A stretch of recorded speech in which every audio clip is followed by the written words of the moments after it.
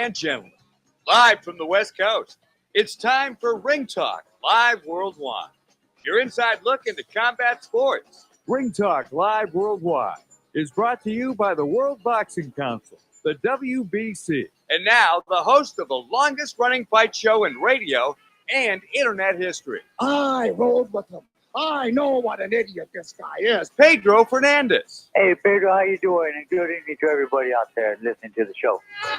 Damas y caballeros, bienvenidos, ladies and gentlemen. Emanating, coming at you from the multi-million-dollar Sports Byline Studios. Check it. This is it. Ring Talk Live Worldwide. Often imitated but hardly duplicated. 37. No, make that 38 plus years now of knocking out all bums. Who am I? My name is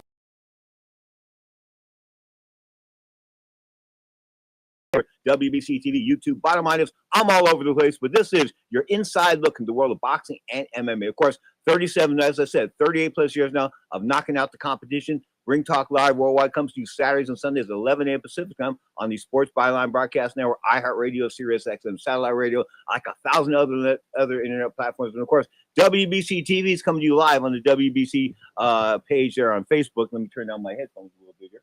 But bottom line is, this is your inside look into the world of boxing and MMA. Today, we'll celebrate the life of Emmanuel Stewart, of course, the retired Goldfather. Actually retired because he's in heaven. He's left us. I'm talking about, of course, Emmanuel Stewart, the man that ran the Kronk Gym, the HBO analyst, the heavyweight champion of trainers, without a doubt, for a long time. But we'll talk about him in depth and celebrate his life with Richard Sloan. And I hope to bring in, I keep pushing for these guys, but the bottom line is I've got a couple guys I want to bring in here. We'll see if they pick up the phone. But Richard Sloan's supposed to pick up the phone. Richard, if you don't pick up the phone, we're going to dog you on there. And of course, Richard is like one of the greatest boxing artists in the history of all history. There's Leroy Newman, who was like the greatest writer of this artist of the 70s and 80s as far as boxing was concerned. And now Richard Sloan's the king. So we'll talk with Richard Sloan about Emmanuel Stewart. We'll bring in Jesse James Leija. It's his birthday, of course. We'll talk with Larry Merchant about Emmanuel Stewart as well. Lots of things to talk about. Last night, of course. Oh, what's up with Joe Goose and losing fights now? Of course, the trainer extraordinaire. At one point in time, he was like almost unbeatable. Not anymore. Boots Ennis, a winner last night. All kinds of things to talk about on Ring Talk Live Worldwide. Text me, 415-532-4867. The text number, once again, 415-532-4867. This is Ring Talk Live Worldwide on WBC TV, a.k.a. Vive TV.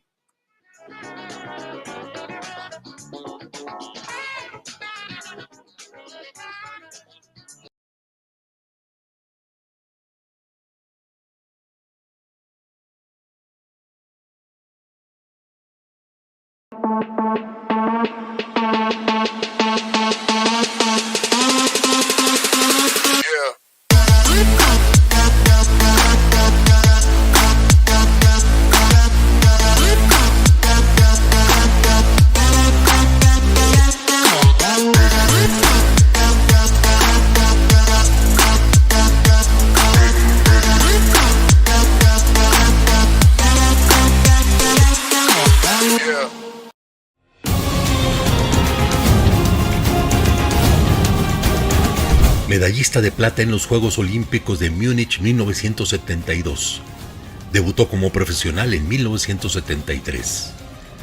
Luego de 20 knockouts en forma consecutiva, le llegó la oportunidad para disputar el Campeonato Mundial Gallo y lo ganó, derrotando al surcoreano So Hwan Hong por la vía rápida en 4 episodios. Era el año 1975. Realizó 5 defensas con el mismo número de knockouts, hasta que perdió el cetro a finales de 1977.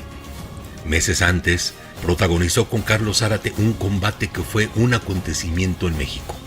Todo el mundo hablaba de la pelea de las Zetas.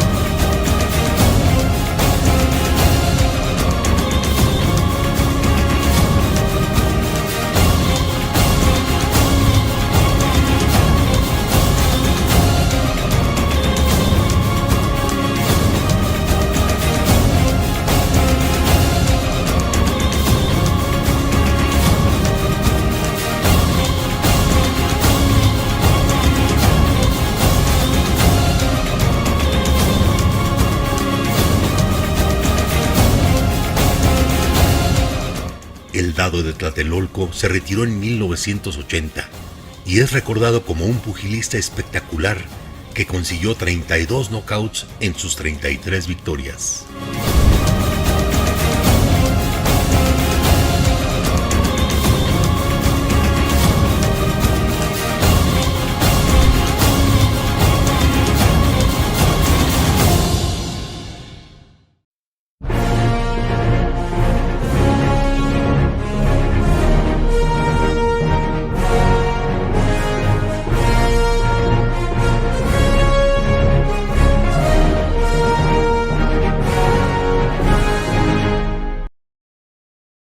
That's 855-325-5647.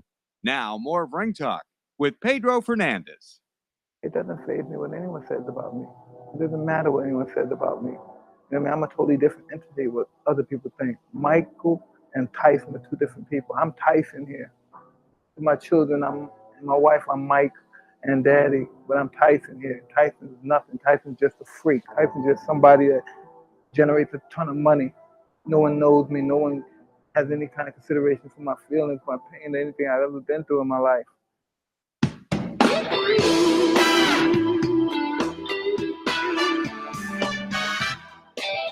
I'm looking in the glass. The impeccable one is just shaking his head, putting his hand there. You know, what can I say? Straight up, this is Ring Talk Worldwide. Your inside look into the world of boxing and MMA. Last night, Jaron Ennis, of course, the future star of the 147-pound division in the minds of many. Of course, the kid comes from the city of brotherly love, I believe, Philadelphia. Of course, Jaron Ennis now undefeated. Of course, drops Roman Villa in the 10th round last night. It was a pretty one-sided fight. I think Villa won the 5th round on all 3 scorecards of the 3 judges, and you might have won the 2nd round, I think, on 1 scorecard. But the bottom line is it was a bit of a rout. Ennis, of course, a 10-1 favorite coming in. I thought that Villa was a live underdog, so I called Johnny Signorello, and I said to him, Johnny Sig, he'll be on in a little while. I said, Johnny Sig, is the Colombian a live dog or just a dog? And he goes, unfortunately, I think he's just a dog. And you know what? He wasn't a dog. He tried the entire time. It was just a different level. I mean, one guy's like on the A level, the other guy's maybe a B plus or a B minus level, this and that. And when you see the different levels in professional boxing, it was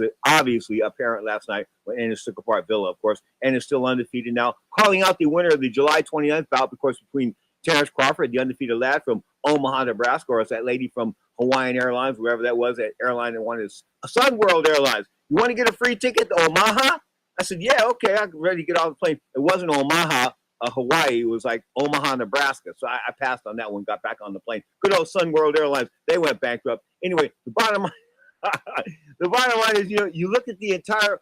It was a good night of boxing last night. It just was. I mean, the Zone had boxing, ESPN had boxing, and of course, Ennis basically taking the mantle at 147 pounds. I think that in some points he's more active than the other 2 guys are. I'm talking about Terrence Crawford and Earl Spence. And we saw what he can do. Of course, Spence and Crawford are going to hook it up on the 29th, and this is long overdue. One guy's 35, the other guy's 32. Imagine that being 30. Imagine Muhammad Ali, or we'll talk welterweights. Ray Leonard and Thomas Hearns waiting to the age of 35 for a defining fight.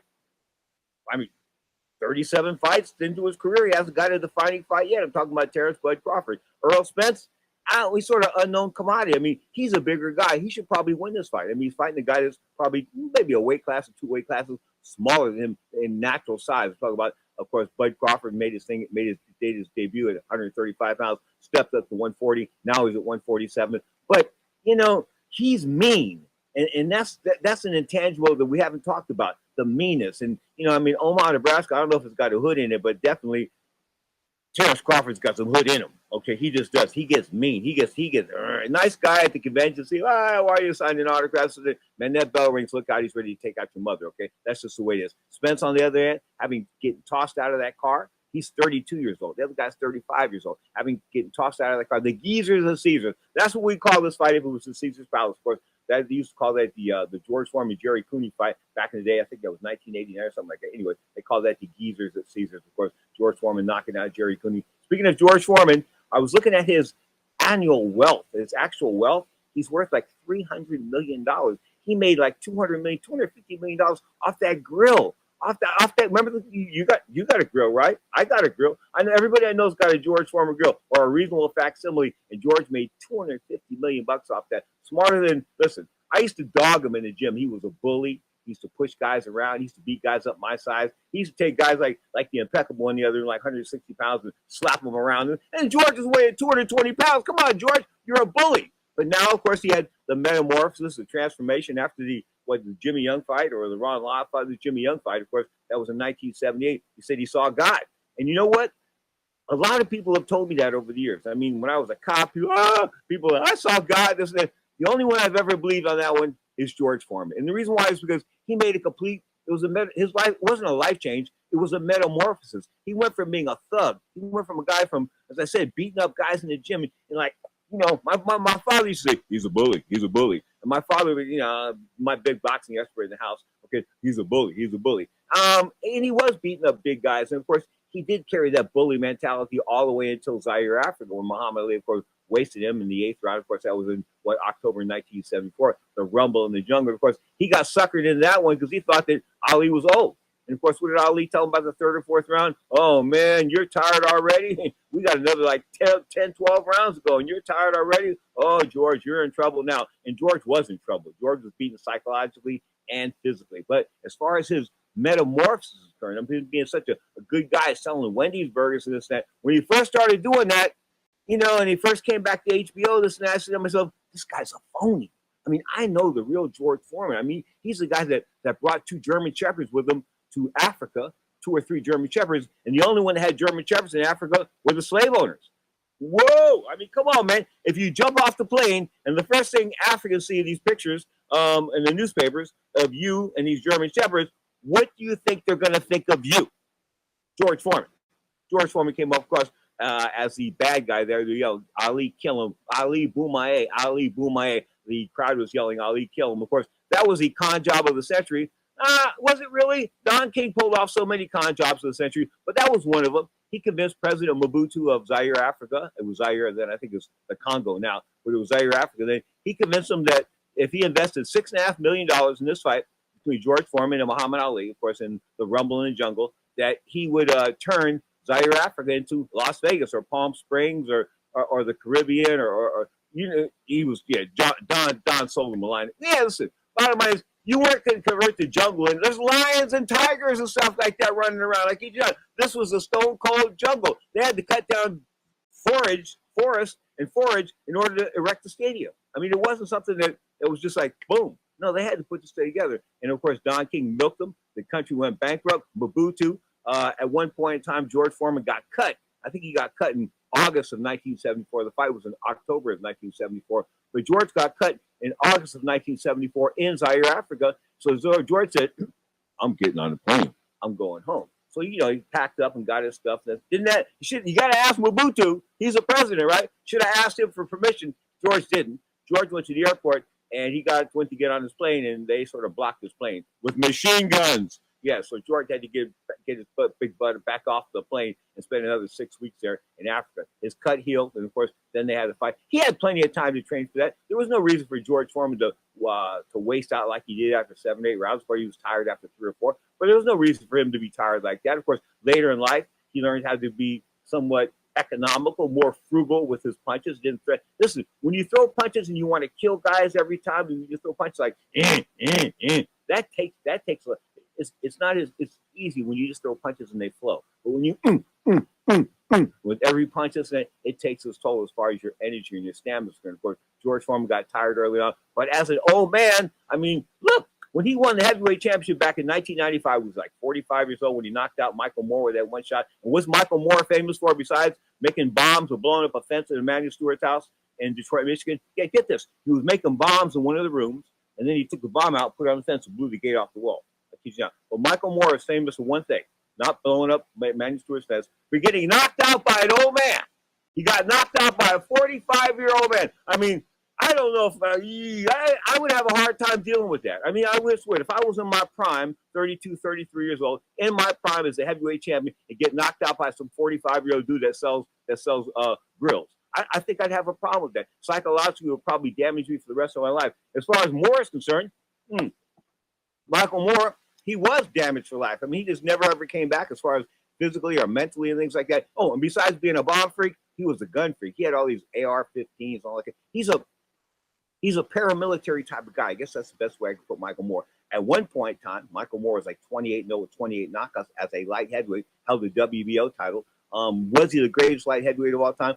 No, I don't want to go that far. I mean, it's hard to determine to trade different generations against different generations. That's why when people say to me, what about Ray Robinson? Ray Robinson's record was 174, 19 and 6, 109 knockouts. So only got stopped at one time against Joey Maxim. Of course, that was in the heat, and he said that it was the heat. Joey Maxim said it was the heat that Joey was bringing, not the heat itself. It was the heat that Joey was bringing. But anyway, people say, without a doubt, hands down, these historians tell me that Ray Robinson, the guy born Walker Smith Jr., was the greatest fighter of all time. I don't think so. I really don't. A lot of times, listen, for the majority of his career, I looked at his record, especially at welterweight, 147 pounds. He went undefeated like 49 or something like that. But anyway, bottom line is he fought a lot of guys like me. I mean, guys that couldn't fight much, guys that could hold up their hands and this and that. And there was a couple of guys like Keith Gavilan and Henry Armstrong, but those guys were both so long in the tooth at that point in time, they really didn't matter. And Ray Robinson told me that he gave those guys, quote, a payday. So what I'm trying to tell you is that Ray Robinson wasn't the greatest fighter of all time,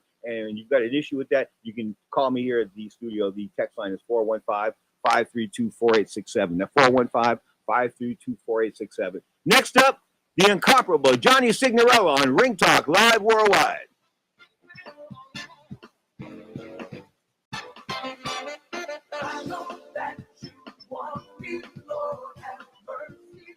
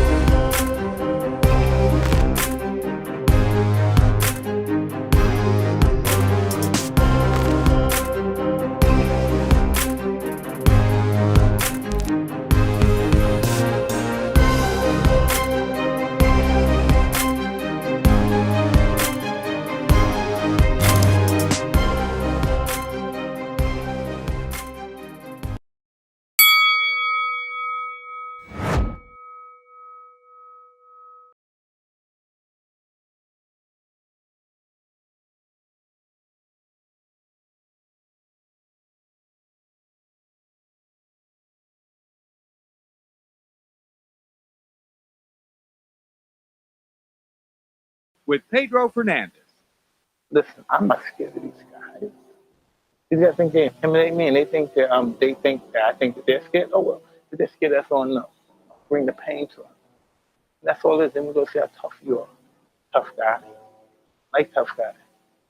All the time in prison, I always ran these guys. They were tough. When they was in, they ain't tough. When they get confronted, they ain't tough. When I bring that pain to them, they ain't tough. They ain't never. They think they know they've been around crazy niggas. Oh, they don't know one. They don't know crazy nigga. No, they really don't.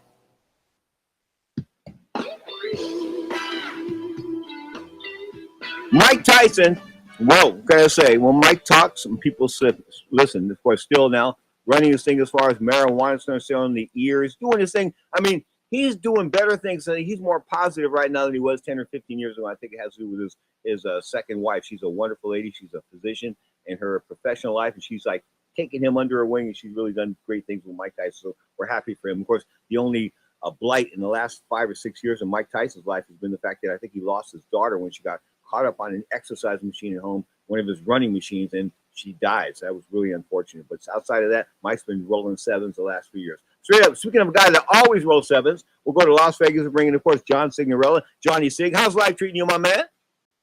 Doing excellent today, Pedro. How are you? Okay, I'm doing okay. Let's talk about Jaron Ennis, of course. Is he as good as the TV announcers were trying to make him sound last night? I think so, man. At 31-0, 28 KOs, against a super game opponent last night, Villa, man. Wow, that guy could really take it, man. But as far as Ennis goes, yeah, man, he's the real deal, He's got good power, excellent combinations, explosive combinations off of angles, which I'm a big fan of. I think this kid's a good speed. Seriously, I think he is too. But actually, I don't think he's a 147-pounder. I mean, what do you think he weighed in the ring last night? 170? I mean, the guy that's the biggest welterweight I've seen in a long, long time. Yes, he does. He does look big, but he moves extremely well for his size. He's very fast again with the angles and the combinations off the angles. It seems like he'll grow into a larger weight class, but right now I think he'll be okay because he looks very sharp. Whatever he weighed last night, he looks very sharp. Okay, Villa won one round. All he really did was come forward, and they were on different levels. One guy was an A-level fighter, the other guy's a B-level fighter. Do we agree on that? Absolutely. Too much power, from Ennis, too much skill. I mean, Villa, he was game, man. He came in, he was looking to scrap like I told you he would. I said he'd get gritty with him, and he tried. But, man, he took a lot of punishment last night, man. I still like what you said. I said, is he a live dog or just a dog? And you said he's just a dog. I went, oh! 26-2, 24 KOs. Of course, got broken down, stopped in the 10th round. And it says 31-0, now 28 knockouts.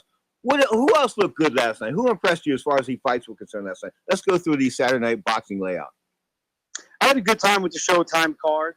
You look at Marcus Taylor, who's now 15-1.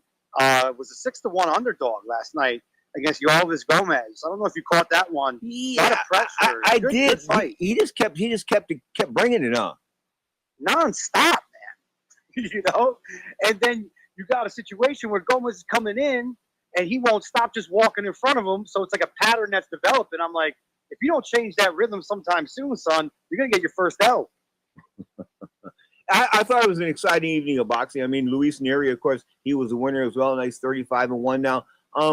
He destroyed Salvador. Froilan Sandor. What a name, Froilan. Froilan Sandor now 33-7-1, 23 kills. Of course, that was in round number 2. And that was in Mexico, 90 minutes west of Mexico City, somewhere down there. Is Neri why is it Neri like the undisputed king at 122, or is he the uncrowned king at 122? What's up with him? That the fight was actually supposed to be at 118, then it got to 122 the day of, I believe. Neri, I'll tell you what's up with him. He knocked his boy into another time zone last night, man. Like, he's time traveling people now. Like, especially the low category. So I think if you mess with him from, I'm going to say, 120 and above, 122 and above, because he definitely looks the part of growing into a larger size from 118. He's explosive, man. I've liked him for a while. Okay. All right. Listen, when you look at the entire Saturday night picture, though, I mean, Jaron Ennis, the best fighter pound for pound in the 147-pound division outside of the two guys fighting on the 29th. Yes, and someone please send Stanionius a check for not being involved in that conversation today. Can you say his name 10 times? No. I mean, Stanionius. I got 2. No, I'm talking the first. No, the first name. The whole thing. Yeah, the whole thing. The guy kills me. Actually, I'm like, he's been killing me for months. I mean, the thing is, they canceled this fight 3 times, and I've had 3 different times to try to get his name right, and I still can't get it right. Emanius Stenionius. Yeah, well, I get news for you. The kid's mother has sent me. The kid's mother has sent me a letter. If I didn't get his name right, she would have me taken out. But you know, that fight was canceled 3 times. Listen, that guy got ready for a 12-round fight on 3 different occasions, and he didn't get paid. I mean, come on, man. I don't even want to use the word sodomized, but that's terrible. That's a long time to be on the shelf, on the couch. You know, he's losing out on great rounds of experience and time to develop and have people talk about him. That's why I wanted to bring him up today. I feel bad for this guy because he should be in the Ennis conversation, and hopefully he will be. You know, and they could scrap it out. And everyone's talking about at 147. You got, you know, Cody Crowley there, a lot of good guys. The thing is, everyone's expecting to jump in for the sweepstakes winner of Crawford, you know, and Spence. But however, that might go another fight or 2. That might be a trilogy. Those guys might be locked in for a minute. You know, everyone's thinking this is going to be a one or done. This fight could be really close between Spence and Crawford. So, you know, the 147 guys, they got to chill a little bit. With what they've got on the line, I think they're both going to go for broke. I just think so. I think you know, Earl Spence has been dogged. He looks more serious than I've ever seen him in a long time, and he hasn't looked high in about a month and a half. I'm serious. I look at him because I know he smokes weed. I know he does. There's no doubt in my mind. I mean, I see him mellow all the time. He's got the bloodshot eyes, the whole 9 yards. Okay, I'm down with that. I got no problem with that. But for the last month and a half, he looked like a totally different guy. He got to let his hair grow, the whole 9 yards. But I'm telling you, I haven't seen him look stoned in like a month and a half. He's taking this very seriously, obviously, and you hit the nail on the head before about him being like a shark in bloody waters, man. He gets you hurt, something comes out, bro. So that he switches it, and when he turns it on, man, he does. It's gonna be one heck of a fight. I can't wait. And then across the ring, you've got the kid from Omaha, Nebraska. Now, Omaha's not known for its ghettos. Believe me, Terrence Crawford is ghetto. Well, you know, like I said, he's like a shark in there, man. He'll go for it. He'll go and eat. You know, he don't play with his food, Pete. He eats it. You know what I'm saying? Okay, battle of the undefeated. Now, if I would have had to put you on the spot right now, who would win, Crawford or Spence? Crawford. Why? I just think that he's got more tools in his arsenal. I think he's more creative with his combinations. I think he's a lot more confident going in. Like, he knows something here. Like, quietly knows something that most people don't know. That it's like its own little secret that's going to come out. It's very, very interesting to watch the psychology build for this fight. You know, they actually agreed to this fight themselves over the phone in a private conversation. Well, that's the way. Listen, a lot of fights. I can't say a lot of fights, but a few fights in the past have been made that way. I love it. I think it's great.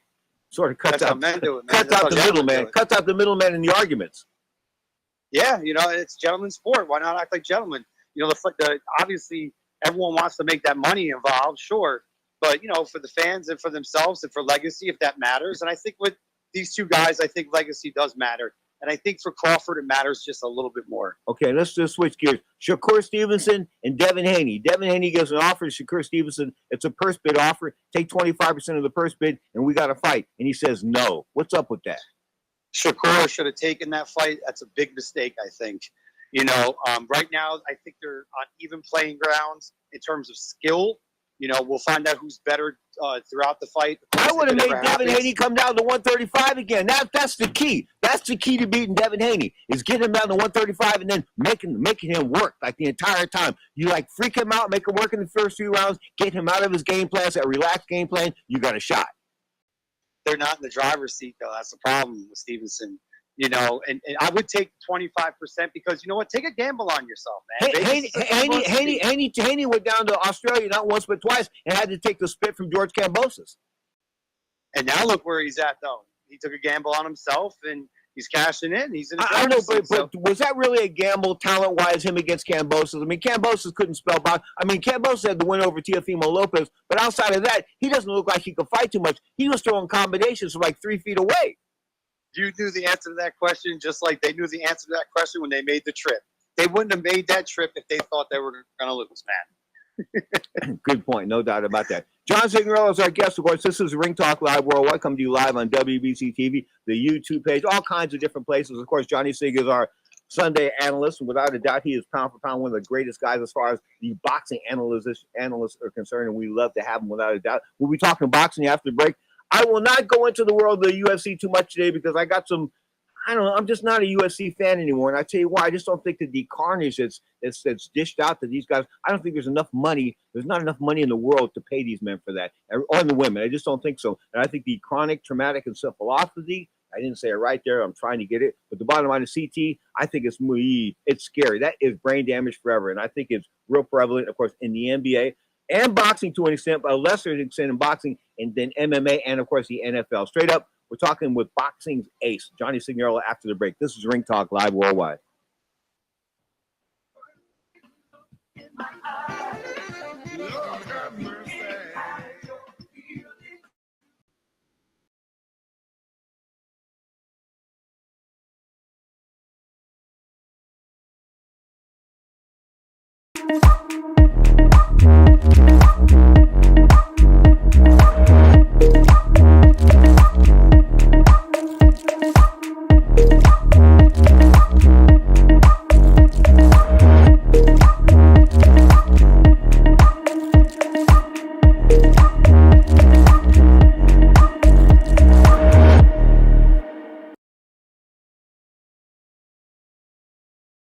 Hey guys, this is Brian the Wine Punch Valoria. Stay tuned to WBC TV and FIT.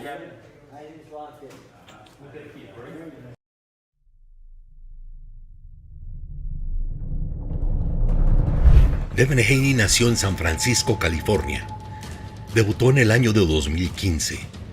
Sus primeras 4 contiendas fueron en México. Conquistó el campeonato mundial peso ligero del WBC venciendo al dominicano Alfredo Santiago.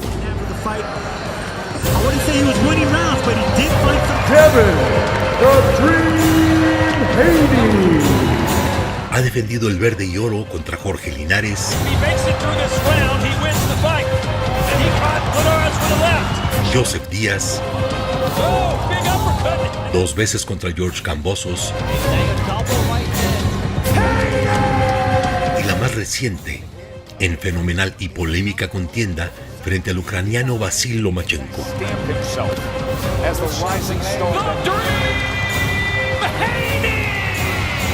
Es poseedor de un estilo muy especial y de una gran velocidad para soltar los puños y para desplazarse a lo largo y ancho del cuadrilátero.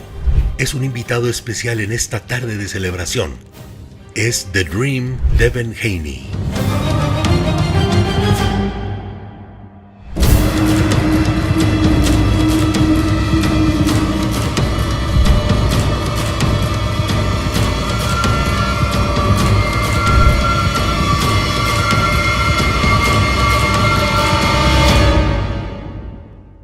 Mucha fuerza al término de cada episodio y en esta evidentemente siendo el hombre de casa.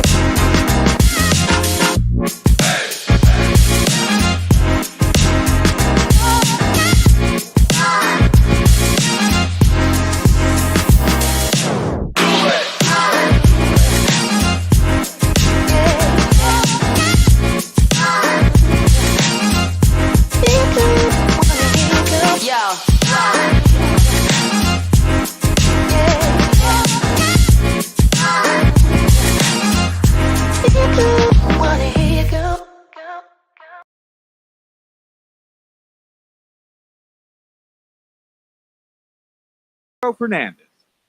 Everyone says, I wish I was in your shoe. I wish I was in your shoe.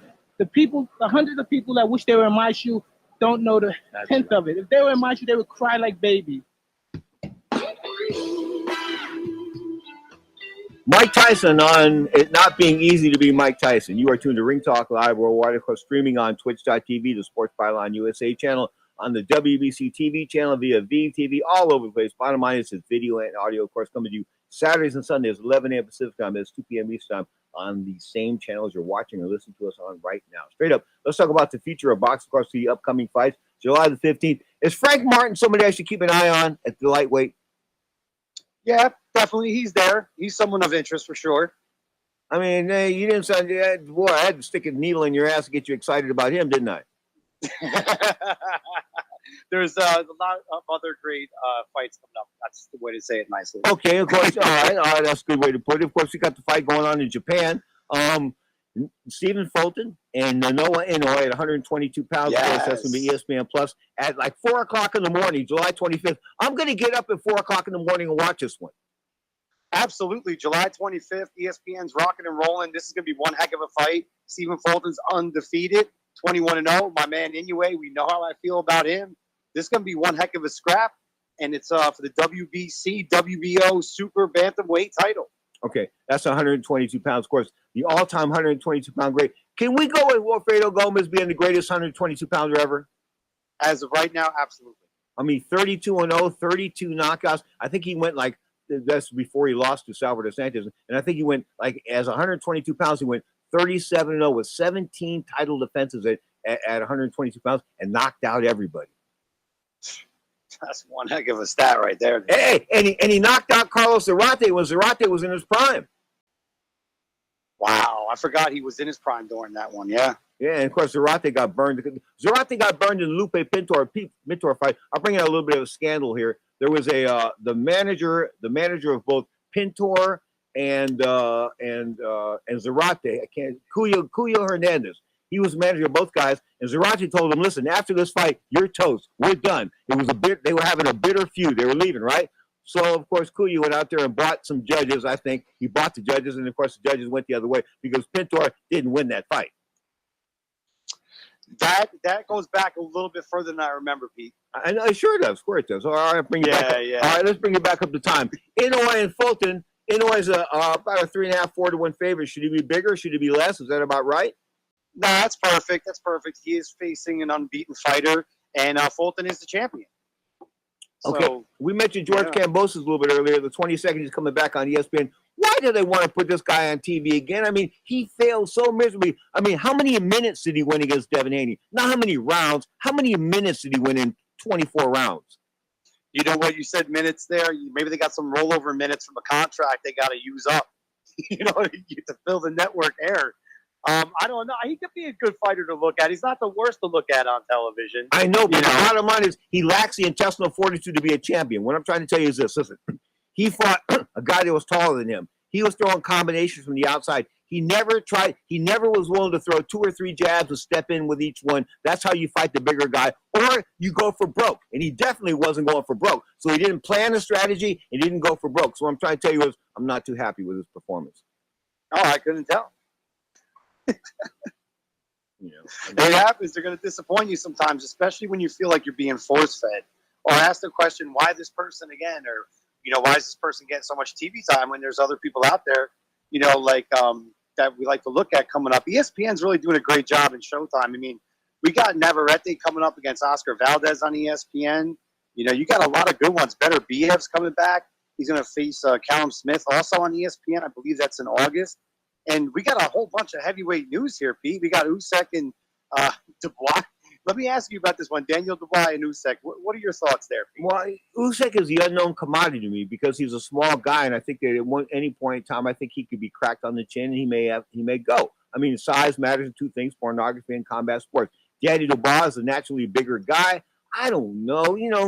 It's not something that I'm going to be sitting there going, man, I can't wait for this fight to happen. The fight I want to see happen probably in the heavyweight division, and I think they've announced it, or they're about to announce it, ESPN it's Francis Ngannou and Tyson Fury, because Tyson Fury hasn't done nothing for me outside of singing American Pie. Bye bye Miss American Pie. Of course, the Don McLean hit, he did that well. Outside of that, he hasn't done anything in a long time outside of fight Wilder. I mean, what have you done for me lately? He's a world heavyweight champion, Johnny.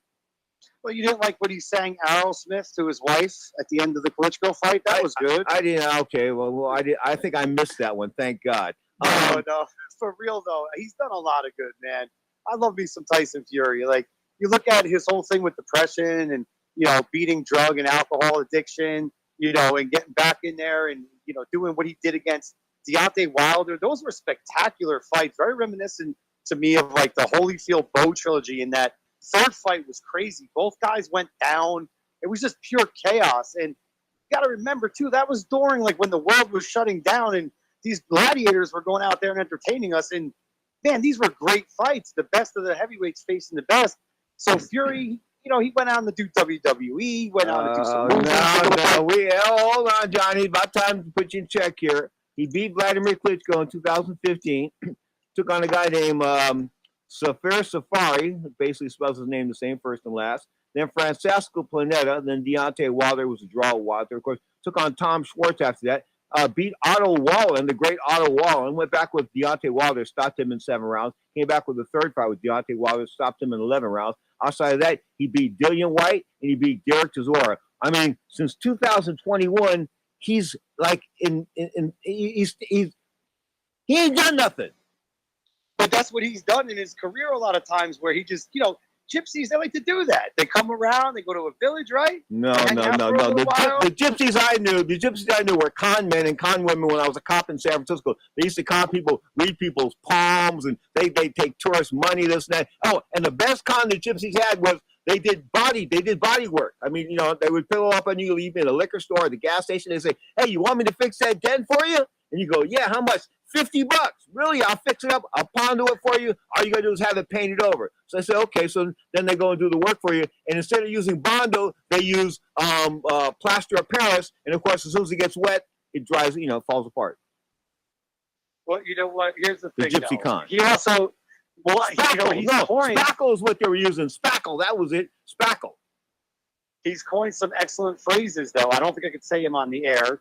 But he's coined some amazing phrases that actually I use quite often in regular speech throughout the course of the day. But in 3.5 years since he's fought, Wilder the third time, he's fought. I mean, I don't know, man. I just think he's got to do a whole lot more. There are fights out there. He evidently he sort of backed away from the Oleg Usyk fight because Oleg Usyk was willing to give him his mother and his daughter and Oleg was basically the son.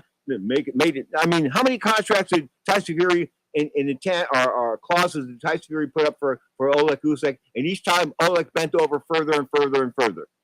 So we got the answer I was looking for. You want Usyk and Fury. That's the one you want. No, I want Usyk. Actually, listen. Let's get rid of that belt situation as far as that's concerned. But I'd like to see Francis Ngannou and Tyson Fury hook it up. But Francis Ngannou is not a boxer per se. But I will say this. He can punch. I've never seen a guy, he can punch like Ernie Shavers as far as the heavyweight's concerned. Of course, he's been punching with a 4-ounce glove. They give him an 8 or a 10-ounce glove. I don't know which glove they would use in a fight or an exhibition, but give him an 8-ounce glove. I think he's got a shot to hit Tyson Fury on the chin because let me tell you, he hits harder than, I think he might hit hard. Wilder has great leverage, okay? But Ngannou hits with short, hard punches. Have you seen Ngannou punch? Uppercuts from hell. Yeah. I mean, he makes that George Foreman uppercut. Hey, am I wrong for Johnny Sake? Am I wrong for Dog and Michael Moore for saying he's famous for one thing, getting knocked out by an old man? Yeah, I guess a little bit, but there's a little truth to that, isn't there? Oh man, I mean, come on! Hey, I'm sorry. Imagine the depression. He had issues. He was depressed often. He had depression issues. But imagine how depressed you would get if you got knocked out by a 45-year-old man. I mean, come on. You're beating on him like a bongo drum, and then he slips one in on you because you weren't looking. It's unbelievable. Then what did Evander do in the rematch? He dropped him like 7 times. Yeah, Evander Holyfield. Hey, I'm glad you brought up Evander Holyfield. Is it fair to assess Evander Holyfield without calling him a steroid cheat? He's my favorite fighter of all time. The reason why I'm into this, everyone has, reason to suspect things, I'm sure. No, not suspect. No. Wait, time out.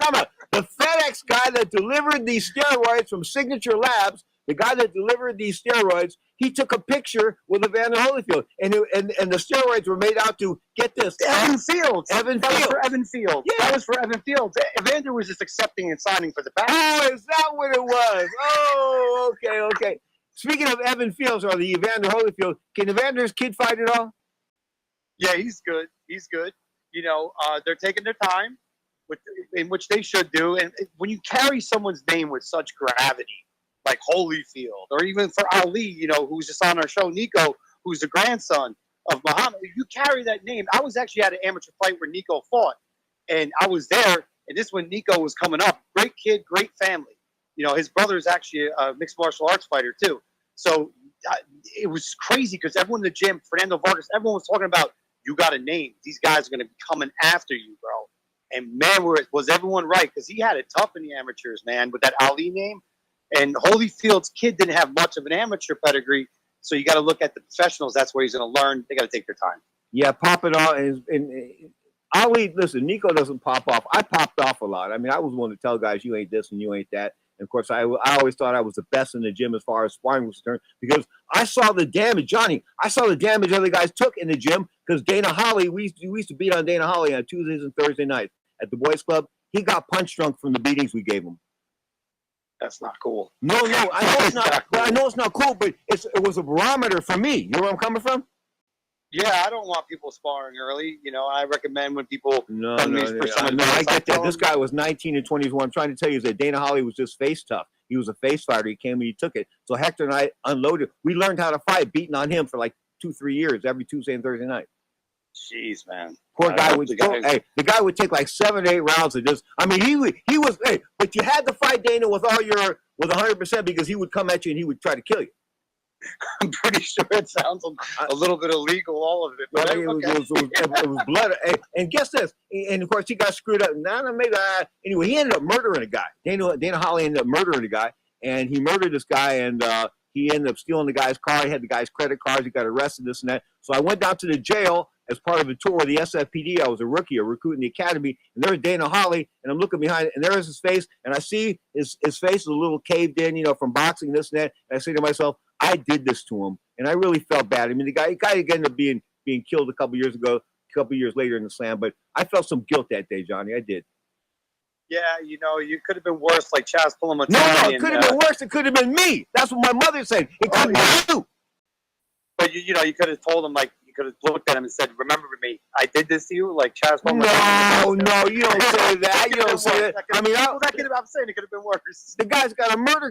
He got convicted of murder. I mean, that was crazy. Without a doubt, of course, Dana Holly, of course, but the beatings that he took, we didn't realize that we were doing it. They were 8-ounce. We were like doing sparring with 8 and 10-ounce gloves. 8-ounce gloves sometimes. I mean, just letting it roll, man. And these are like horsehair gloves where you push the padding down so you get hit with the fist the whole night. I mean, you name it. This was old school boxing. Poor Dana Holly, he took it to the grave. I feel sorry for him. But like my mother said, son, better him than you. There you go. Yeah. Anyway, Johnny, fight of the week. Got a prediction for the upcoming fights here as far as the Noah fight is concerned. Is he going to stop Fulton? I don't think he stops him. I think he hurts him. And if anything, there's a stoppage, a corner stoppage. But I think it's going to go to the scorecards. That's one of the big ones coming up, obviously. I'm looking forward to probably the most, to be honest, because for little men, these guys can throw, This is the genius of John Signorella. Have a good week. Hug the old lady. Hug the kid. We'll talk soon. Will do, man. Thank you for having me on, guys. Happy Sunday, everyone. The great John Signorella on Ring Talk Live Worldwide.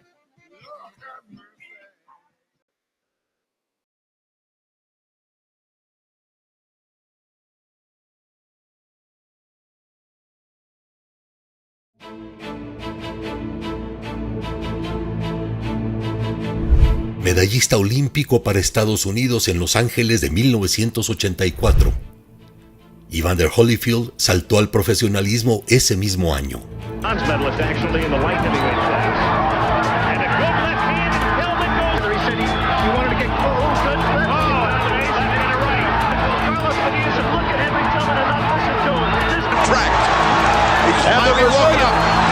are going wild, but in that fight, Holyfield ran out of gas. En 1986 fue campeón mundial de peso crucero y en 1990 de peso completo WBC, derrotando a James Douglas.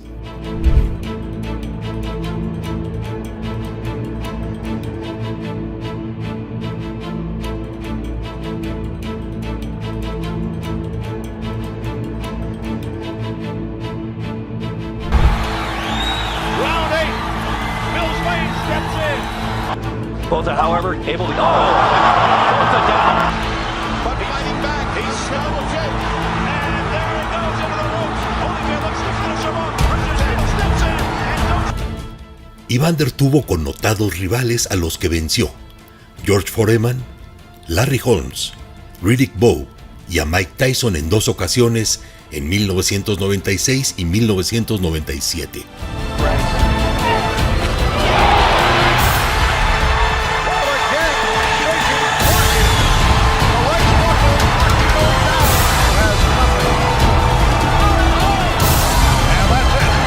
Holyfield es uno de los más destacados pesos completos de todos los tiempos. Resistente y técnico. Es formidable.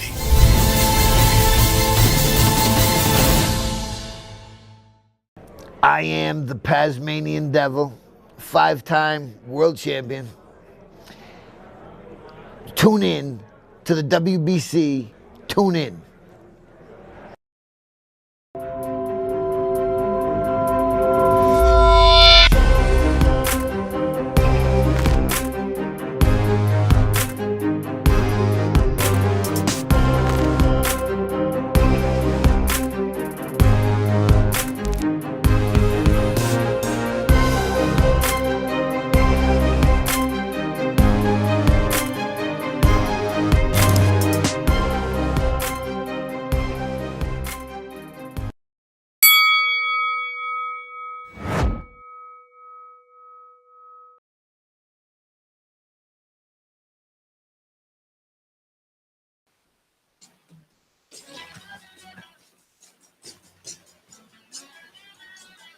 That is the Fab Four, baby. I'm talking about John, Paul, George, and Ringo, the Beatles, saying happy birthday. Of course, I'm talking about the birthday guys in the house. Mr. Jesse James Leija, the former world champion, of course, from Texas, San Antonio, Texas. Young man, happy birthday. Pedro, thank you so much. I appreciate you. You're my brother, man. I really, I try to tell people that there are some people I meet in boxing over the years, and they go in different directions, this and that. But, you've got a great family. You've got a good gym and a good business going down there in San Antonio. You're touring around the world and probably doing it as far as a tax write-off is concerned. I saw that trip to Europe. Was that a tax write-off or what? No, but you know what? We talked boxing when we were in Europe, so it's a tax write-off. All right, good enough. No doubt about that. So Europe was cool. You took the entire family or just the wife? Right now, we're right. The entire family came out. Yeah. Wow. My two sons, their wives, and my grandbaby, my wife. Okay, 57 years young. You're in pretty good shape still. And people, people say to me, "You're so lucky." I don't like it when people say that. You know what I mean? I'm not lucky. I get out and I run and I do the sit-ups and the whole 9 yards. There's no luck involved. No, I don't know if I know you follow me, but you ever see? I always finish my my stuff with. Usually, I finish off my post with the harder I work, the luckier I get. Straight up, go back to the family. Have a good week, man. We thank you so much for your time, your honor, and your service to the world of boxing, man. You are a great guy, Jesse. Thank you, bro. You as well, and I talk to you soon. All the best. We'll have you on the show without a doubt real soon. Thanks, bro. Jesse James Leija turned 57 years old, I think, the day before yesterday. They had a great birthday, of course, with the family. There were fights last night, I believe, in San Antonio. We didn't get to talk about that, but he's just a wonderful man. Every time I get to see him, I see a lot of people in the world of boxing 10, 15, 20 years after they retired. And a lot of times it's not a pretty picture. With Leija, it's a beautiful picture. I mean, he's got a beautiful family, a wonderful wife, wonderful kids. He's got his kids involved in his business. As Jesse James Leija, a gym down there, of course, in San Antonio. So bottom line is, he is really a man without a doubt. We give him props. Hour number 2 of Ring Talk Live Worldwide comes up in 6 minutes. Stay tuned for hour number 2 of Ring Talk Live Worldwide. 6 minutes from now. Of course, this is the Sports Byline Broadcast Network live. Ring Talk Live Worldwide. I know that you want me, Lord. In my eyes.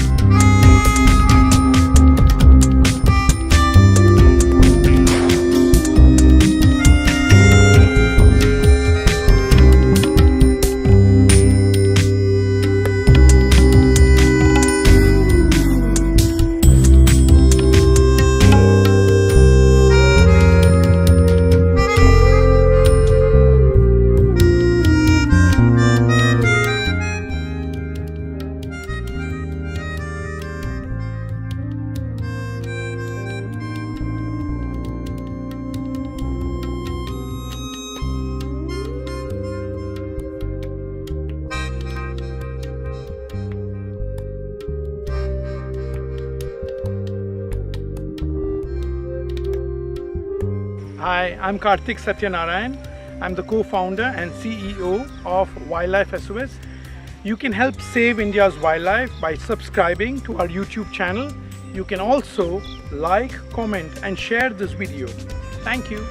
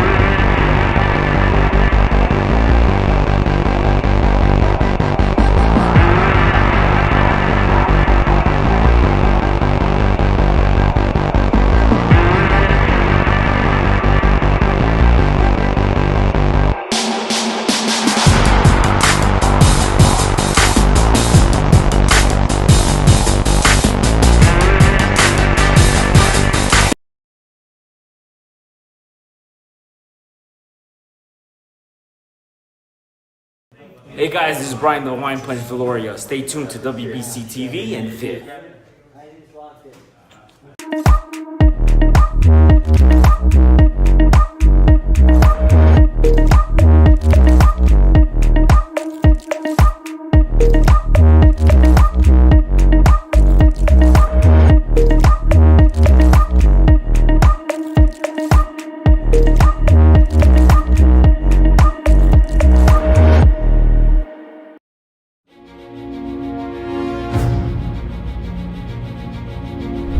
Manos de Piedra es todo un personaje en el mundo pugilístico.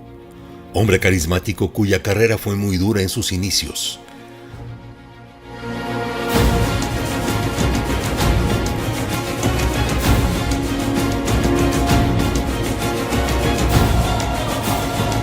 Surgido del barrio El Chorrillo, Panamá, Roberto Durán se hizo boxeador profesional en 1970.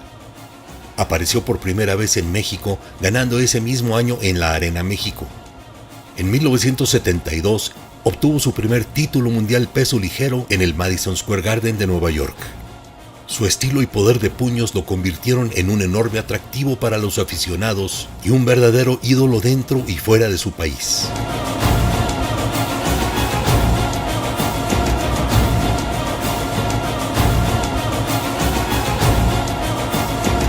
El primer combate contra Sugar Ray Leonard es épico. 20 de junio de 1980 en Montreal, Canadá, donde conquistó el campeonato mundial welter WBC.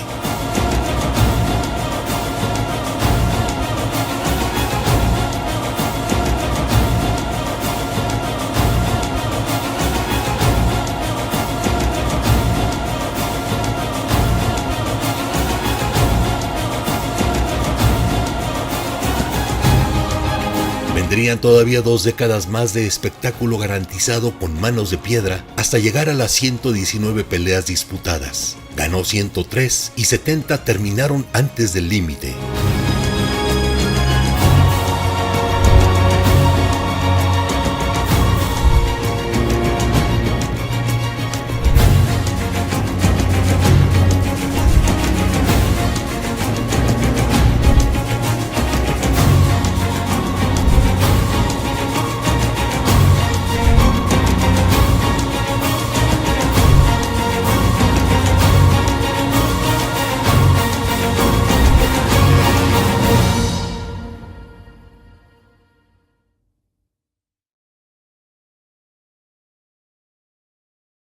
Ladies and gentlemen, live from the West Coast, it's time for Ring Talk Live Worldwide.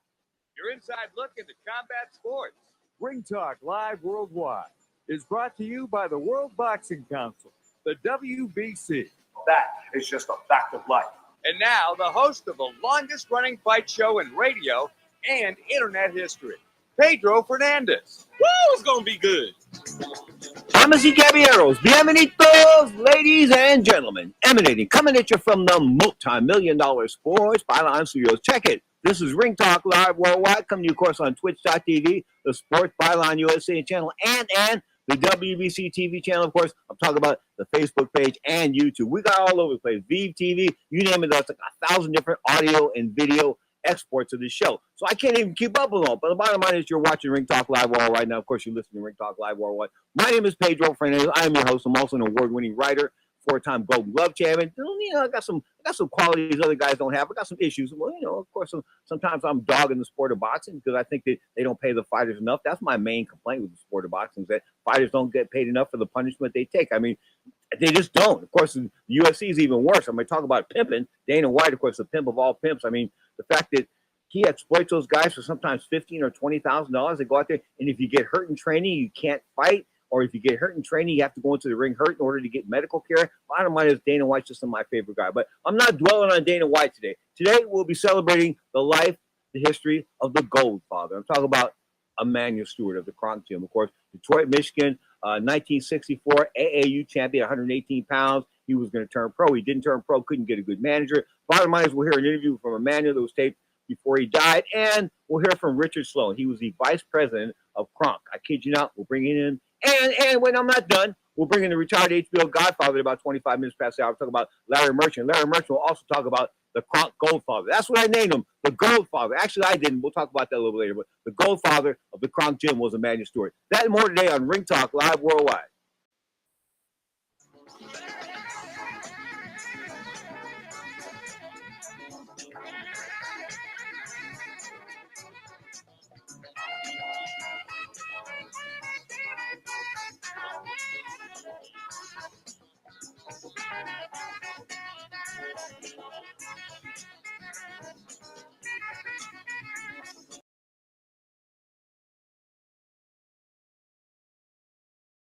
Mucha fuerza al término de cada episodio y en esta, evidentemente siendo el hombre de casa.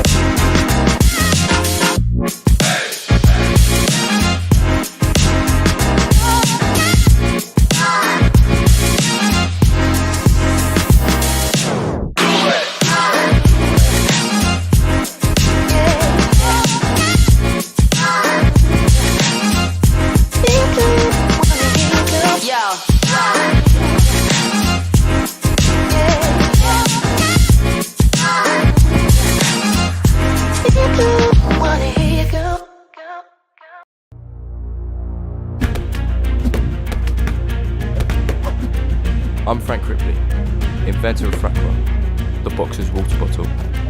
You're watching WBC Live channel, powered by Vive. I've loved, I've laughed and cried, I've had my fill. El que deja de aprender, terminó su vida. El que sigue aprendiendo, sigue viviendo. ¡José Sulaimán! What has he got?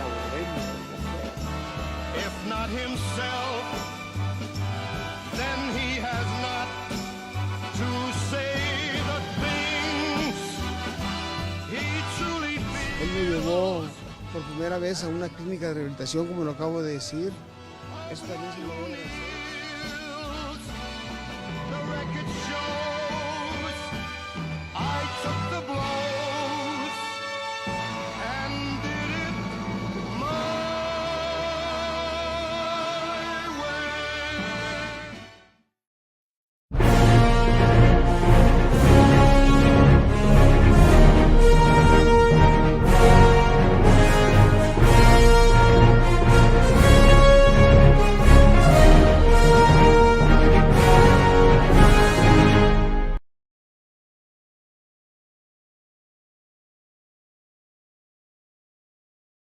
Free call, so let us fix it for you. 855-325-5647. 855-325-5647. 855-325-5647. That's 855-325-5647. Are you looking to sell your house? Call 1-800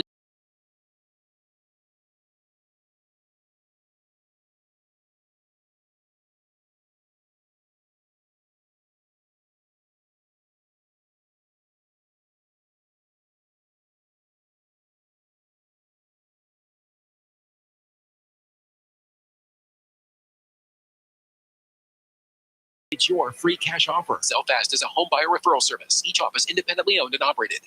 Now, more Ring Talk with Pedro Fernandez. I've seen those for Christmas gift. Even though I had a lot of other toys and train sets and other things, I was just totally fascinated by this game of jumping around, hitting someone, making them miss you, hit them, let them miss you. And there was no really boxing on TV or no particular person or no parent that was involved with me. I was just totally fascinated, I guess, naturally by boxing. And I started having boxing matches when I was 8 years old and did very well as a little pee-wee boxer. I had about 15 fights. I never lost any of them. This was in West Virginia. And when I came to Detroit when my parents divorced when I was 11, I didn't go to a boxing club or anything, so I started getting into street fights. By the time I was 14, I was in serious trouble with the police for street fighting, not gang fighting, street fighting. It's a little different. And they were going to put me away permanently. And as a result, they struck a deal when my mother told me that I used to box when I was younger in West Virginia. So they said, if you go to a recreation center, and in 6 months' time, we see that you're still there and you don't get in any trouble, we'll try to suspend from sending you away to a juvenile. And so I went to the recreation center and won the city junior championship. Then I won it the next year, then I won it the next year. Then I never had the time to even get in any street fights anymore. And next thing I know, 4 years later, when I was 18, I was the National Golden Glove champion of the United States. And instead of being on the front page, the crime page in Detroit, I was being treated and treated royally when I came home, the first Golden Glove champion in 24 years and all of that. So I feel that boxing, amateur boxing, really is crucial in changing my life. I graduated from high school, an honor student, and all because of boxing. Man. You're getting the whole history of how I got into where I am, which I've never really taken the time to go into this before. After winning the National Golden Glove Tournament champion in 1963, I was going to turn professional because I couldn't go any further as an amateur boxer. And I couldn't find what I call good management for professional boxing. And the only really good offer I got was a group of guys who wanted me to move to California. They offered me a tremendous amount of money at that time, which was $100,000. It's a lot of money, but I would have to relocate and leave my mother and two younger sisters who I primarily was supporting. So I chose to stay in Detroit, and as a result, I became an electrician for Detroit Edison and was doing very well. And then I had a younger half brother who moved in to live with me, and he was 14 years old, and he said he wanted to start boxing. So I taken him to the closest recreation center after I got off of my job at Edison, which was a place called Crunk. And this was in 1969. So accidentally, I went there just to take my brother 3 days a week to work him out. And he won the Golden Glove Championship. The next year, I had 7 kids I put in, and they all won the Golden Glove Championship. And story went all over the country. Young coach in Detroit only produces champions. I was 26, and that's when the Crunk legacy began. And even though I had about 3 years, I was totally out of boxing, didn't even miss it after I'd gotten married. And next thing I know, I'm back in it. And figuring I would just be in it for a few years. Hopefully the baby would develop somebody to win the golden medal in the Olympics. And here I am, about 35 or 40 years later, still in it. But it was all accidental. I never planned to be a trainer. There was never any coach or trainer that I really learned from or emulated. I just did everything naturally. Boxing came easy to me. I have great instincts for it. It's a gift. I went to the boxing gym when I was in trouble as a teenager, mainly because of the fact that that's what I had to do to keep from going to juvenile. And after being there, I got where I developed a world and a community of my own with the fellow boxers and the other. Even I was the youngest boxer there. Most of the ones was always like 17, 18, grown men. I was the youngest kid there.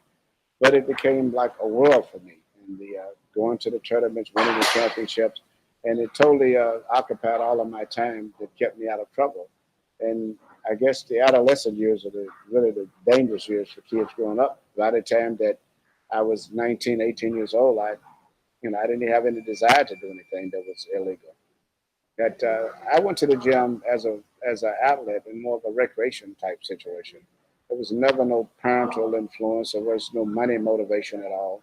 It got to be a part of my life.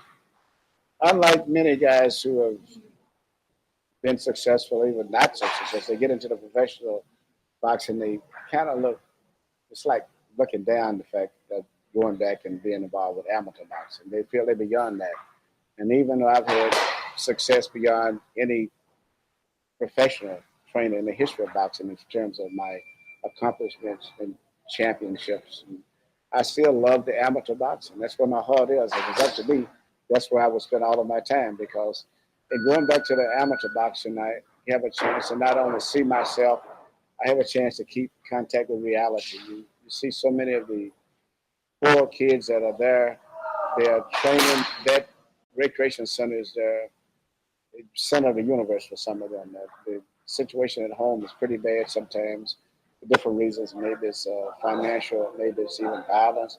And so those kids come there and they're beating those bags or looking at a way of maybe getting out of poverty. Many of the kids will ask me for 50 cents. Can I get 50 cents? And the 50 cents is to actually buy potato chips or something. That is the only food that they'll have. And so one day I may be doing an HBO broadcast and living in the big hotels in New York and Las Vegas, big streets, limousines pick me up, and being involved with so many multi-million-dollar situations and people. And then when I get back to the gym that next day and take off to those tuxedos, it keeps me connected with reality, that everybody isn't living the big life. And then I go right down to that little basement down in Crunk, and that's where I'm the happiest, because that's all of the little kids, a lot of the people who are older in life who have fell through the cracks, so to say, of our life, and they're less fortunate, and they're there. They're just happy to see me, and they go in and we talk and we hug, and we start getting ready for one of the amateur tournaments. And I love being in the tournaments when you see one kid fighting, and then the next night you know he's going to be fighting another kid that just won. And I learned to really be friends with all of the kids. I go to the tournaments, whether they're my fighters or my club or whatever, I take pictures with them and have a lot of fun with them. And that's the type of relationship that eventually ended up with me having a lot of the top professional fighters, such as Evander Holyfield, who in the amateur days, his main nemesis was the Crunk fighter, a kid named Ricky Womack. But I was very good with Evander. In fact, I would wrap his hands when his coach wasn't there, and he was fighting my own fighter, but I would try to help him every day after my fighter had finished training, never knowing that those type of relationships ended up with all of the fighters, a lot of coming to me professional. But I think amateur boxing is so important, plus it reaches kids that the other sports can't attract. A lot of kids cannot afford hockey equipment. But the basketball, I think, and the boxing gets the poorest kids. And some kids, such as myself, I never liked team sports, even though my real gift, believe it or not, was basketball and baseball. I was averaging 33 points when I was 13 years old, and they didn't have 3-pointers then, and the total team score was only like 51. I was a great shooter at basketball, but even though I still was more fascinated by the boxing. I just loved that one-on-one competition without having a team, and winning and getting the trophies. That the trophy was my trophy, not have to share as part of a team. And if someone on the team messed up, that could destroy everything in a team sport. But I mean, you're the whole team, win or lose, in boxing.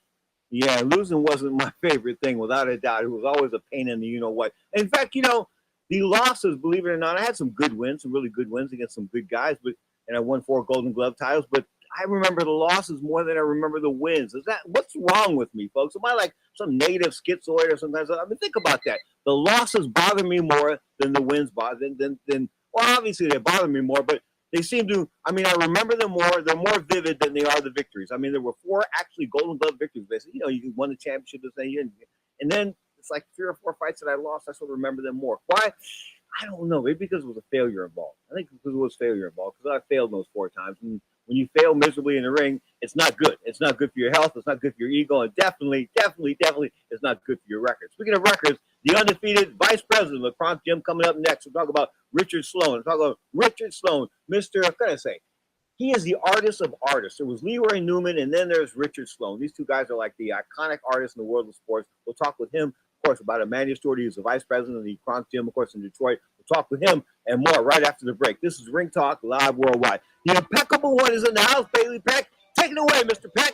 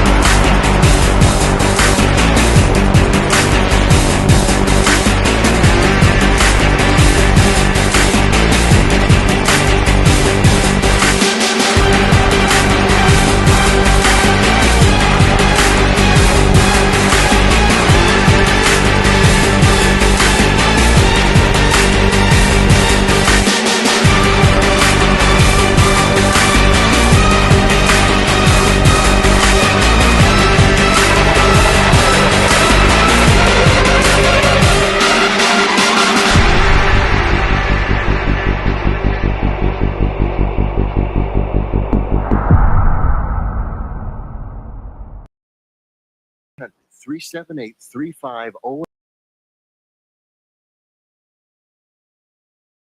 378.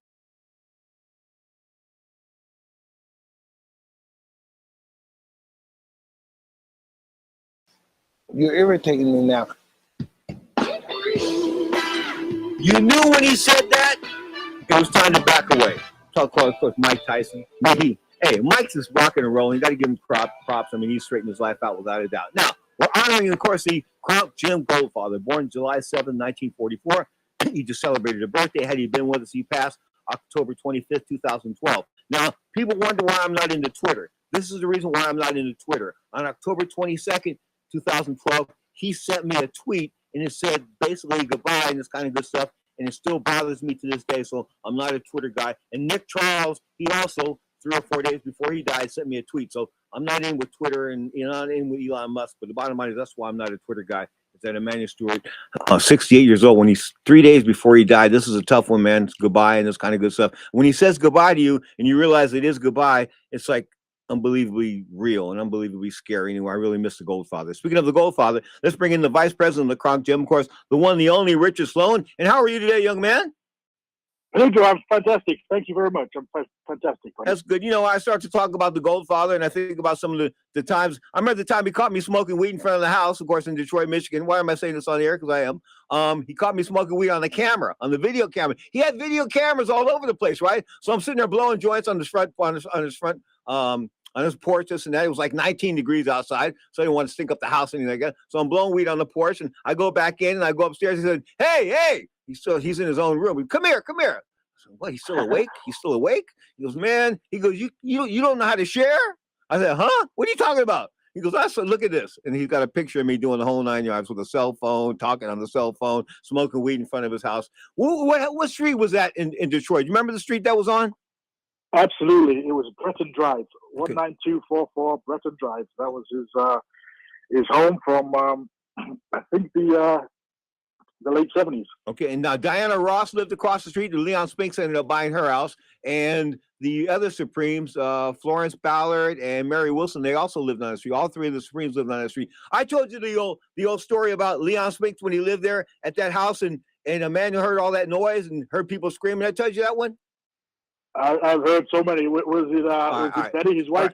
So Emmanuel Stewart hears all this noise going on at Leon Spinks' house, which used to be Diana Ross's house, across the street from his house in Detroit, Michigan. So he grabs a gun and he goes to go running across the street, and his wife grabs a gun. You ain't going nowhere with a gun. Kim grabs a gun out of his hand. So he goes over there and hears all this screaming, this crying. He can't believe it, and says, "No, boom, boom, something's getting hit on. He doesn't know what it is." And he opens up the back door, and Leon Spinks is on his back, and his wife and her girlfriend are hitting him with a frying pan. Wow. Yep. I've heard crazy stories about Leon's days in Detroit. And Mrs. Spinks says something to the effect like, Emmanuel, you want some of this? It sounds about right. And he left. Yep. I mean, smart man. I mean, he's a smart man. I said, so that's why, because we were talking today about Leon Spinks. I said to him, Leon didn't take all that much punishment in the ring. He goes, no, he took it from the wife. And he told me that story. I mean, hitting him with a frying pan, that's probably the residual. Listen, they blame the residual effects of professional boxing. I blame the frying pan. Absolutely. Okay. Absolutely. So tell me about Emmanuel Stewart. What was it like? Don't glorify him. What was it like to be around him? He had faults. He wasn't perfect. He had flaws. But how did he impact your life, Richard?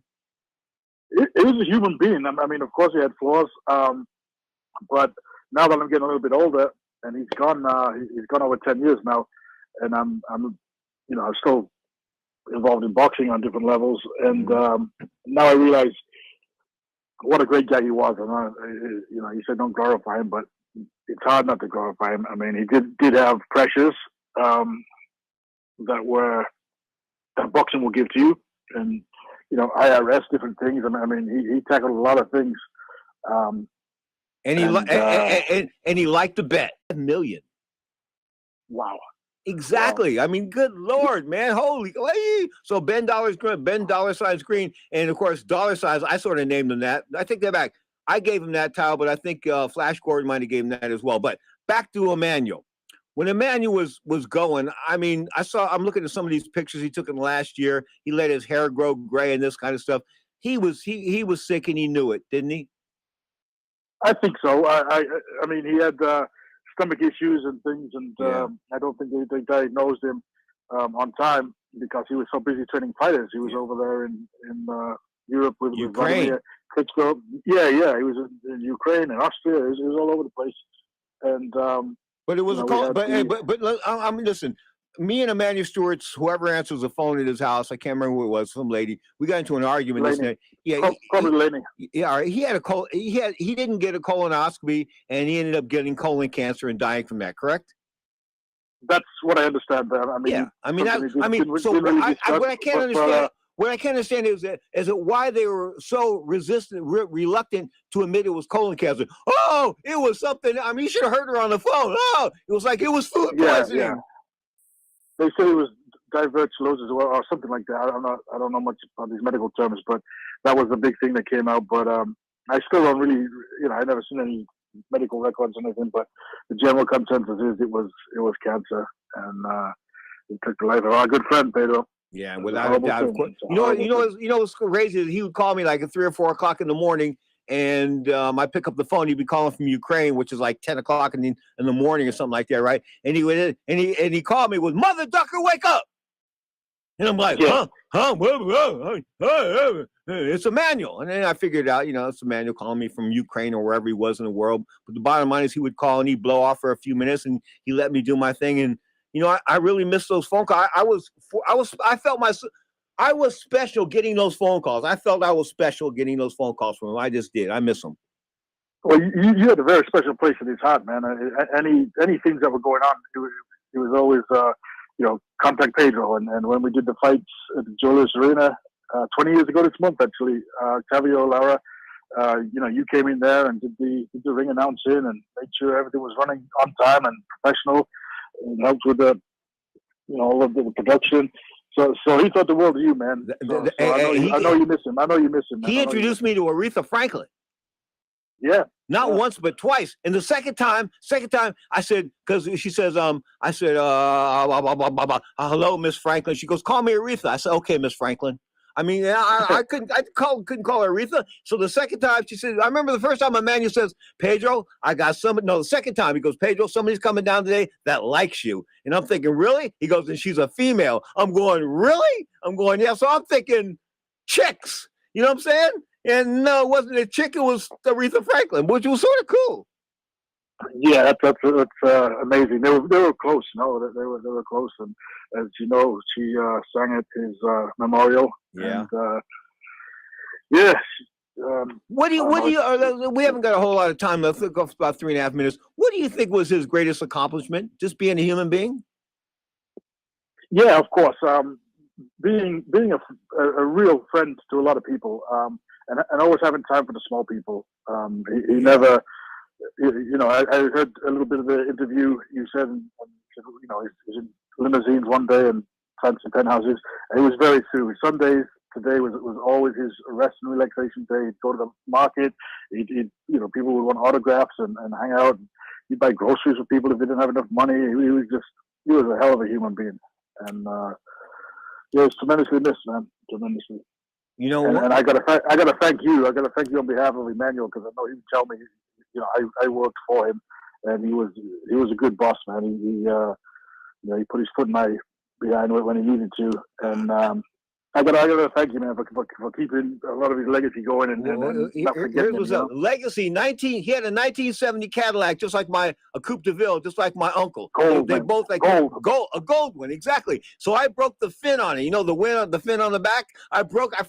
I slammed the trunk closed or something like that, and it cracked. And I went, yikes! And he didn't freak out at all. I said, you should have slapped me around. Oh my God, I broke the Goldfather's car. But he didn't freak out about it. We went off to the arena, of course. I think we went to that place out in the middle of nowhere. It's destroyed now. What was that stadium called?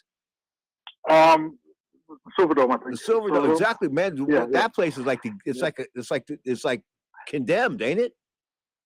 Yeah. Yeah, it's gone. I think they imploded it or something like that. I think it's wow. So yeah, a lot. Anyway, I got one question for you, Pedro. How did he throw in? You said the mother ducker. Emmanuel was great at not saying that on air because as you know, in everyday conversation, it was all the time. Who did it better, him or Samuel L. Jackson? We'll call it a draw. Oh, okay. I go with Emmanuel, man. I go with Emmanuel, but I'm biased. But here's what he's truly missed. As I said, that tweet, that tweet that I got 3 days before, that was disturbing. It really was. I mean, I still think about it, and I'm not a Twitter guy. People say, hey, why don't you tweet? Oh, that's the reason why I don't tweet. Well, he respected you, man, and I mean, I never saw you fight, but Emmanuel told me multiple times what a great fighter you were, and he saw me go. I got about 10 seconds left, but he saw me go with Vincent Webb, and Vincent Webb was ranked number 9 in the country. And I gave him hell, and he said to myself, you could be something, but you can't be champion. You don't want to be fighter? I said, no, I don't want to be fighter if I can't be champion. Gotta run, Richard Sloan. All the best. Take care, brother. Bye. You tune to Ring Talk Live Worldwide.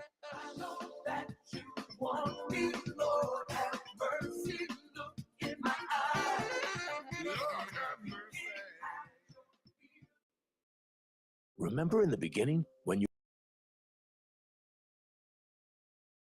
Hey guys, this is Brian the Wine Plant Valoria. Stay tuned to WBC TV and FIT.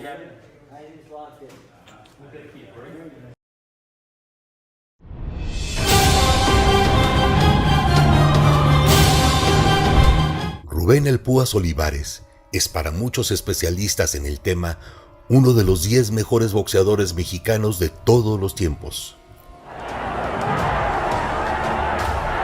Y lo prendió Olivares, trata de irse hacia las sogas, iba a caer, pero las sogas lo detuvieron, está golpeando a dos manos.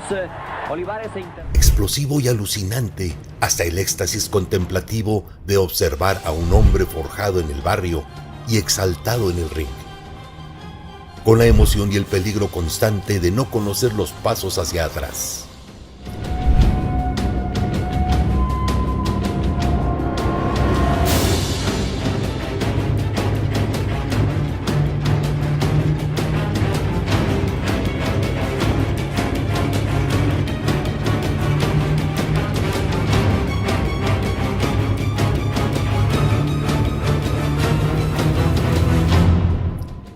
El popular Púas se hizo ídolo de una manera natural, casi sin saberlo, gozando del cariño, la admiración y el respeto del público en las arenas y en las calles.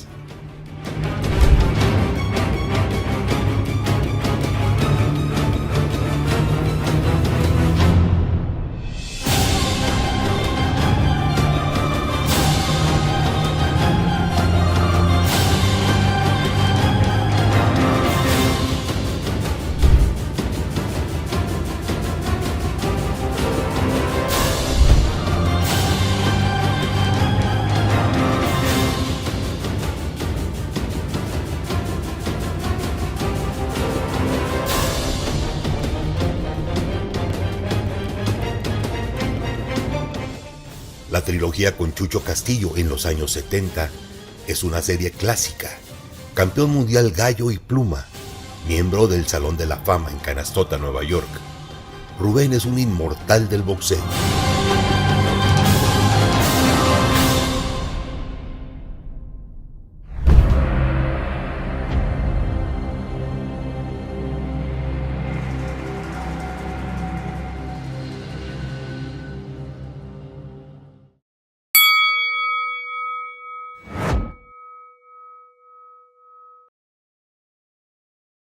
Eight 800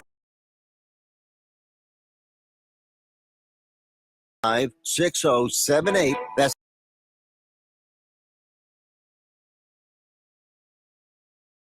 Pedro Fernandez.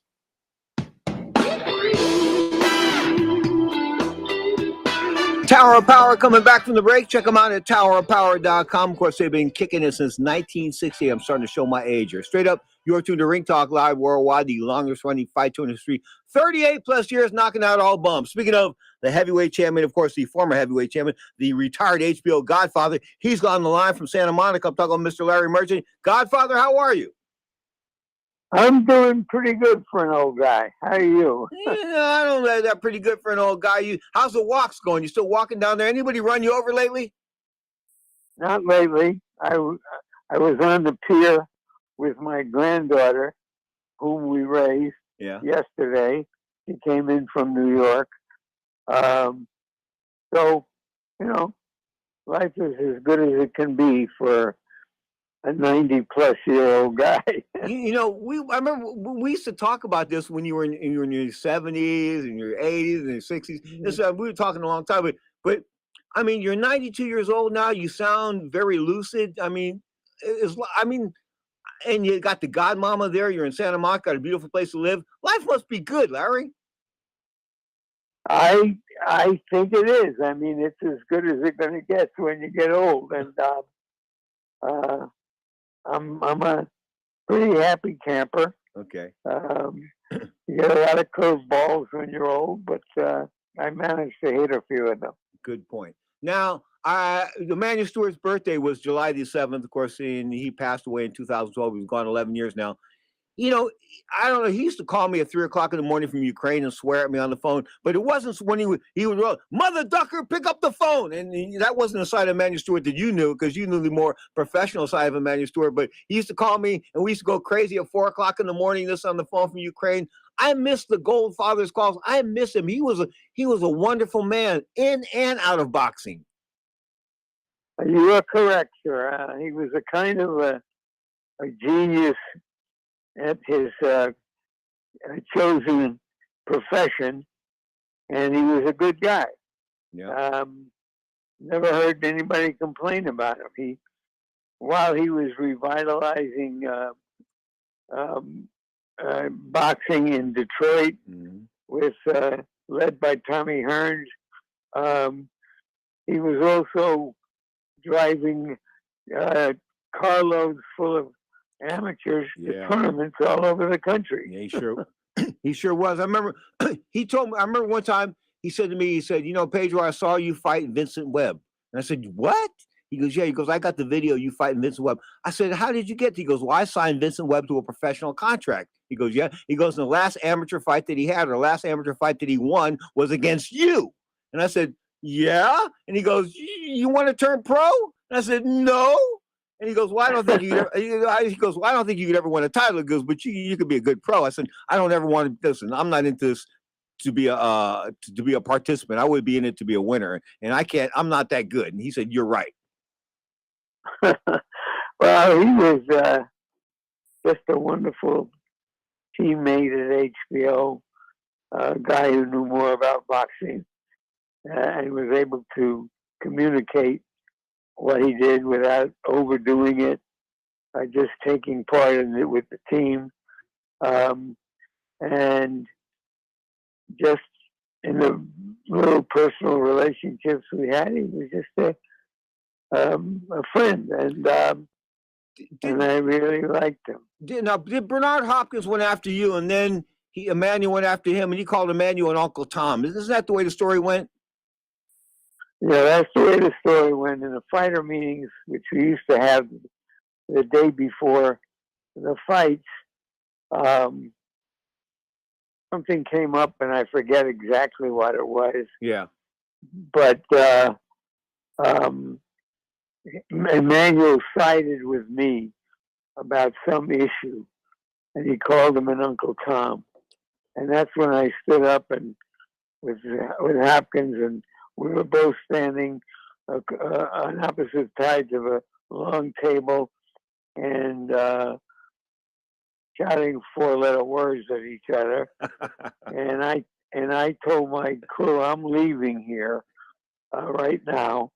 And everybody followed me out the door. Fantastic. Of course, he's been gone now 11 years, colon cancer. This is a good chance to tell everybody out there to go out there and get their colonoscopy. I guess I got my third or the fourth colonoscopy coming up in like 3 or 4 months. But the bottom line is, it's a chore. The prep is terrible. But the bottom line is, when they give you the good news after colonoscopy, it's like winning the lottery. Yeah, I've been there. I mean, it just is. I mean, everything's fine, Mr. Smith. Oh, thank God. I mean, just like, that's because that's the hidden. I mean, Godfather, that's the hidden place. I mean, it's not like, if you had cancer on your arm or in your face or something, you can see it, but you had cancer down there, you're probably not going to see it. Right. And I can remember being shown some photos or about some things that look suspicious, and they removed them and never heard from them again. Yeah, without a doubt. I had some too. They call them polyps. Yeah. They call them polyps. And I remember the lady. By the way, what? Aretha Franklin, yeah, as I recall, sang at the memorial. Yep. For him, and sang respect, and I forget what else. And it was a great occasion. She made me feel like a star on 2 occasions. I got to introduce her the second time, and when the second time I introduced her, I had done it the first time. She said, call me Aretha, Pedro. And I said, no, okay, Miss Franklin. Sort of like Joe DiMaggio when he said, hey, just call me Joe. I said, okay, Mr. DiMaggio. I can't. There's certain people you just can't call by their first name. Well, I call Joe. Okay. Listen, I'll never forget that day at the racetrack. It was just me and him in the turf club all by ourselves. And he tells me, what do you think? And I just choked. Godfather, I went mute, absolutely mute. No, you were being honest. You didn't know. I did. I mean, but this was the opportunity of a lifetime for me to have a conversation with Joe DiMaggio, and I choked. Well, he was an awesome personality in his time, and you were not the only one who choked. But when he retired, I had some good conversations with him. Okay. I got to ask you this. You know, forget HBO boxing just for a second. Push HBO to HBO boxing. Say boxing never even was on HBO.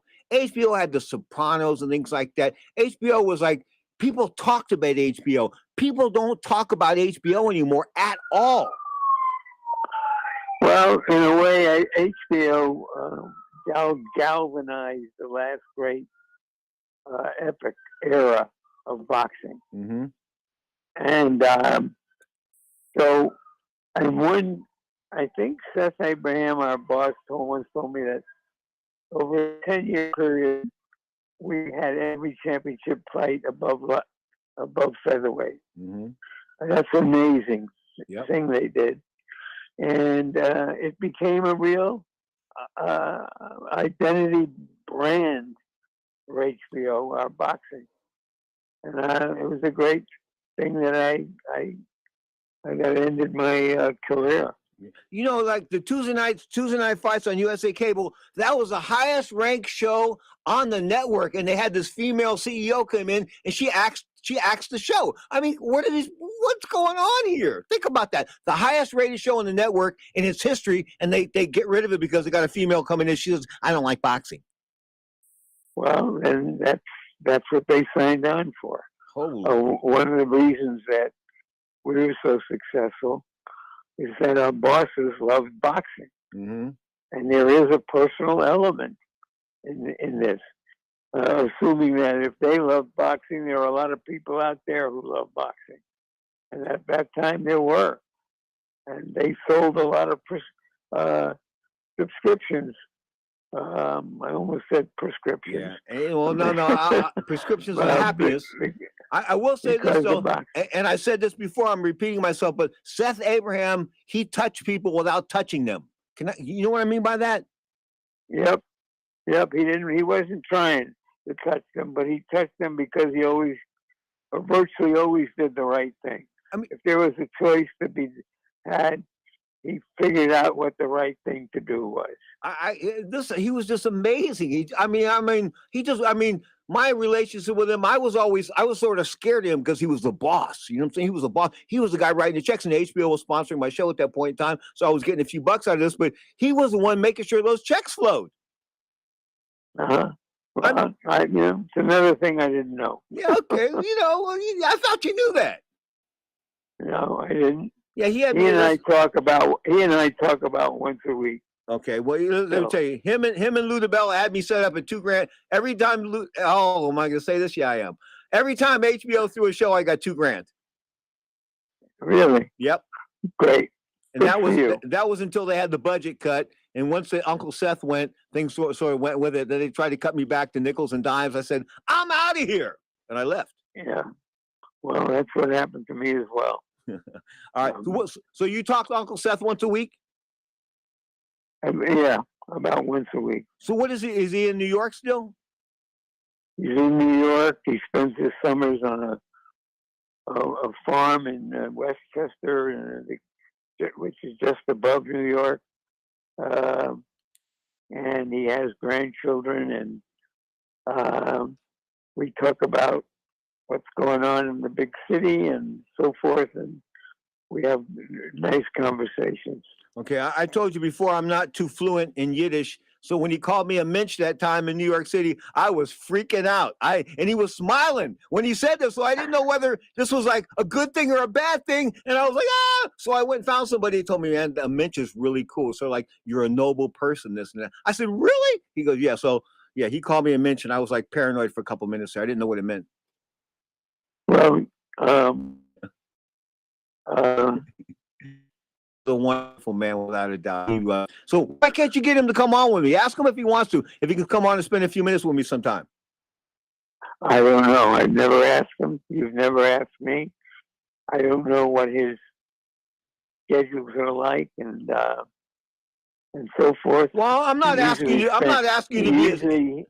He usually spends his weekends out in the country someplace with his children and grandchildren. Well, I'm not asking you like to shake them down for an appearance or anything like that. Just ask him if he'd like to spend some time with Pedro. His Minch. I'll never forget. Godfather, I thought it was a curse. I mean, I'm telling you, when I was running around this Madison Square Garden, the arena, saying, oh my God, the guy called me, what's a Minch? And the people I was talking to, they didn't know what a Minch was because they weren't Yiddish, they had no Jewish background. Well, it's more or less one of those words from various cultures that is seeped into the American culture. Well, I tell you what, you're being a great big part of American culture as far as the fight's concerned. As far as you have 1978, you signed on with HBO and Godfather. What, you rolled into 2012 with them? Sounds about right. Yeah, that's a hell of a run. 35 years or so. Yeah, that's a hell of a run. Anyway, kiss the God, Mama. We'll talk soon. Ask Uncle Stephanie will come on with me. Well, Pedro, you're having a hell of a run as Pedro. Listen, and I couldn't have it without your friendship. I love you. Thanks. Bye. Mwah. See that? Me and Larry Merch, a little mushy there on the air. Straight up, this is Ring Talk.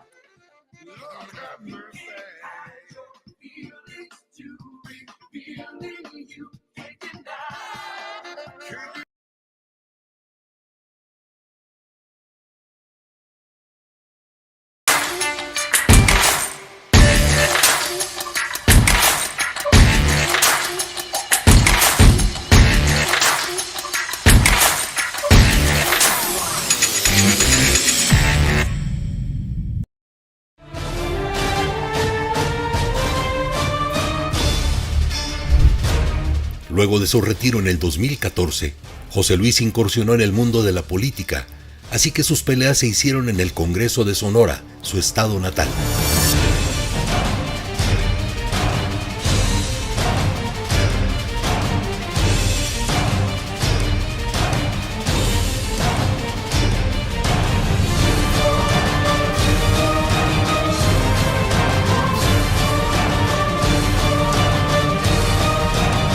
Pero antes, se distinguió por ser un boxeador altamente combativo y con una valentía que espantaba.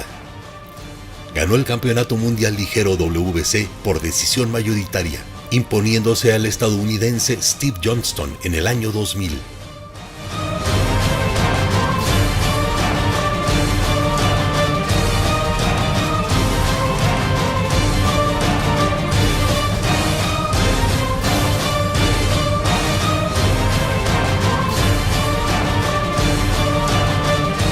Lo defendió exitosamente en 3 ocasiones y tras perderlo, lo recuperaría en el 2004. Su carrera se extendió 10 años más, dando siempre muestras de gran pundonor.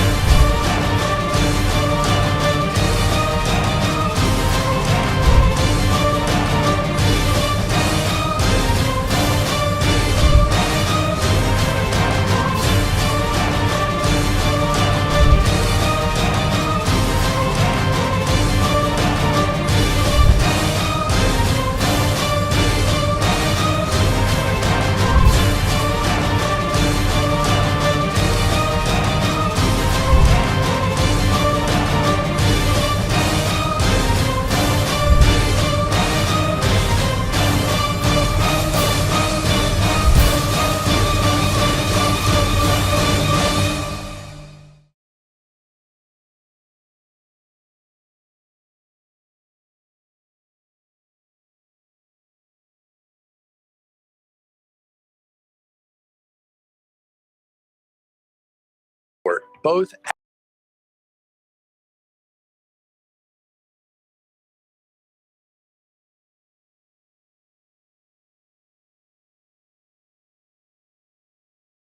$800.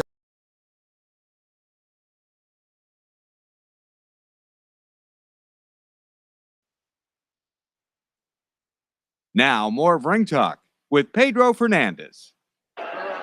A long, long time ago, I can still remember how that music used to make me smile. Sing along if you know the words.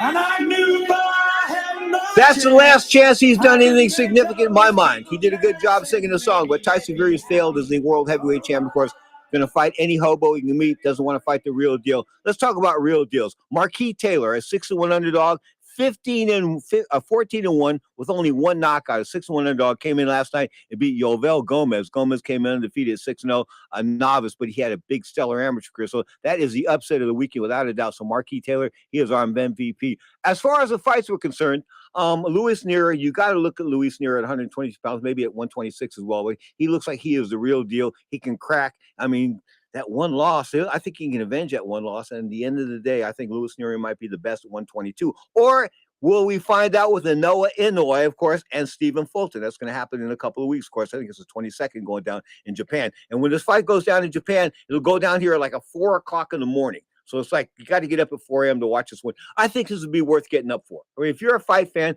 this will be worth getting up for. Get some popcorn. I'm serious. Have a good time. Get up 4 o'clock in the morning, watch fights. I used to do it all the time when I was hot. I mean, when I was like a boxing freak, I watched fights on the computer.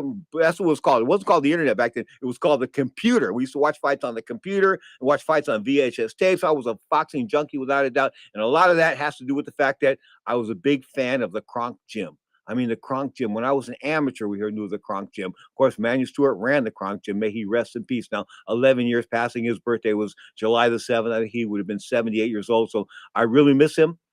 He was a good man to me. I mean, he had his flaws. He wasn't perfect. He couldn't run for mayor because too many girls and like to gamble. I mean, that was the thing that sort of kept him out of the mayor's race. But I think he could have won. He was eloquent enough to be a politician. He could play both sides of the coin. I mean, the obvious thing there when he told, he told Bernard Hopkins off, basically, man, you can go stuff it with Larry Merchant. And guess what?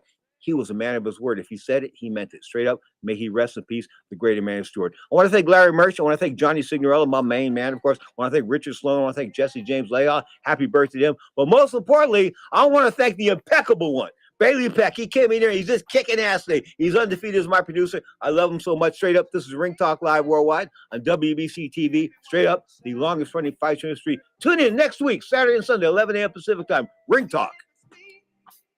If it means just for me, what's getting bad?